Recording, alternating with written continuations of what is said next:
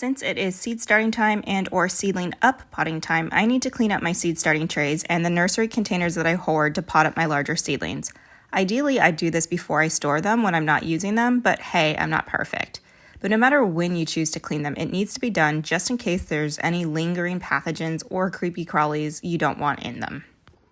What I like to do is take my standard issue large tote bin from Costco and just place everything that I want to clean inside. These are silicone seed starting trays and they are dishwasher safe, but because mine are so dirty, I don't want to potentially clog up my pipes, and it's easy enough to just clean them outside. Now you could do this in your bathtub. You don't have to do it outside in a bin, especially if you don't have a bin. But again, my trays are really dirty and have some leaves wedged in, so I don't want to clog my pipes, so I'm doing it outside.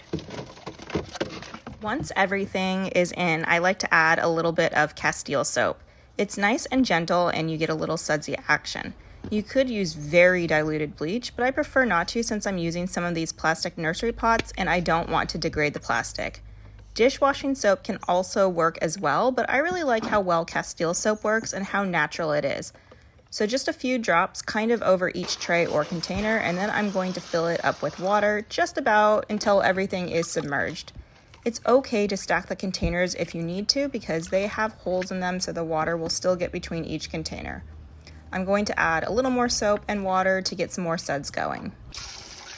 And now I'm just going to let these sit here for about half an hour or so. You can always go longer, but I like to do a minimum of 30 minutes, and then about halfway through I like to move some of them around a little bit. And if I had any containers stacked, I kind of rotate them just to make sure they're all getting cleaned enough.